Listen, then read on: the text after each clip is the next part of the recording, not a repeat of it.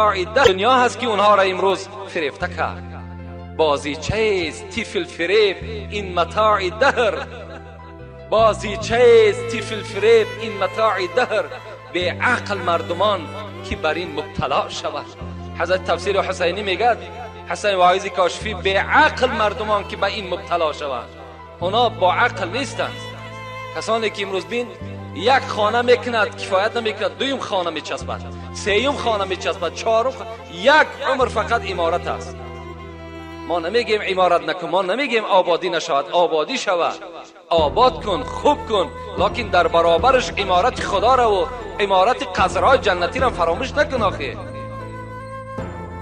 طرف هم آباد کردن در کار، این طرف آباد شد، اون طرف هم آباد کردن در کار.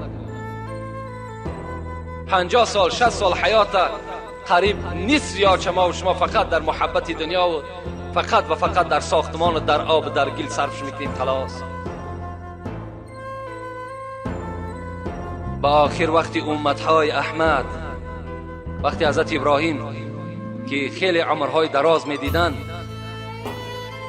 با یکی از زاهدان، با یکی از پیروان خود در یک بیشه میگد رو پرو شد و گفت ای امت ابراهیم، گفت حضرت ابراهیم خطابش کرد، ای پیرو ابراهیم، خانه داره که ما با همراهی تو در خاندان تو رفته مهمان شویم.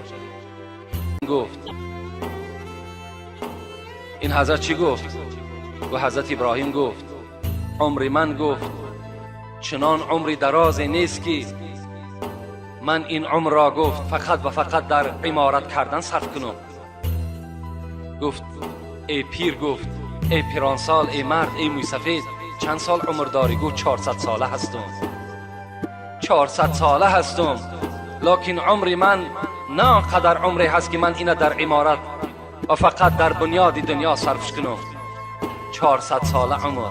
همین حضرت مولوی در نظم در آوردن، با آخر وقتی امتهای احمد، حضرت ابراهیم به سوی همون پیرانسال 400 ساله گشت و چی گفت؟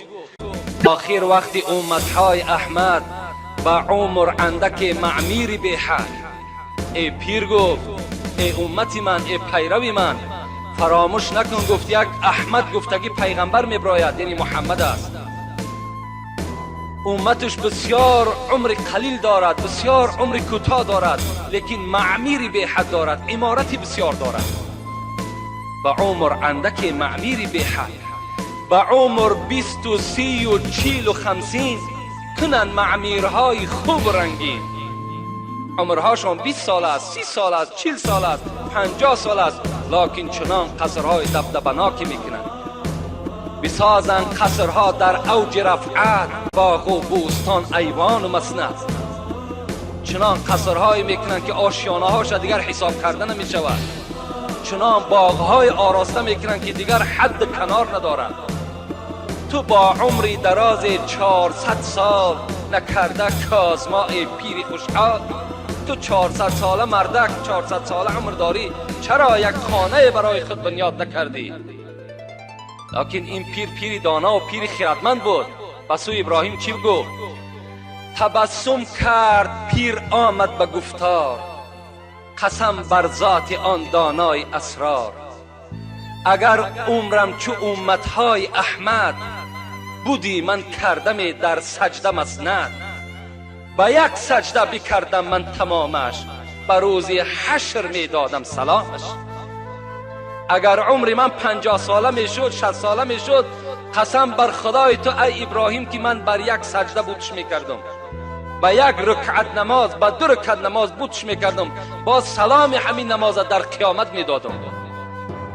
از این خاطر مولوی گفتن نزیبد کس به این 2 روزه فرصت، گذارد طاعت و سازد امارت. نمیزیبد، گفت برای بنده مؤمن نمیزیبد که فقط امارت کند و طاعت خدا را یک جای دیگر بگذارد. از این خاطر ما و شما را این دنیا فریفته نکند. دنیا جای ما و شما نیست، زندگی ما و شما غلط نیست، زندگی ما و شما گناه نیست. در بهترین نعمت خدا را میخوریم، بهترین نعمت خدا در زندگی میکنیم، اینها غلط نیست. لکن فراموش نکنید که دنیا برای شما نیست، دنیا مقام دائمی شما نیست.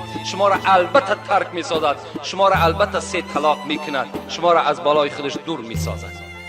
رسول اکرم چی گفتن؟ اللهم، دعا کردن، لا عیش الا عیش الاخره. خدایا این عیش نیست این دنیا. این دنیا زینت ندارد، راحت ندارد. پروردگارا هر عیش هست، هر راحتی که هست عیش آخرت است. خدایا برای ما آخرت نصیب که گفته حضرت دعا کردن. ما و شما هم باید چیکار کنیم؟ طلبگاری فقط آخرت باشیم، با این دنیا دل نبندیم. حاصل دنیا چی باشد؟ ای امین 9 گزی کرباس با 3 گز زمین. همین از حاصل دنیا، فقط و فقط همین است.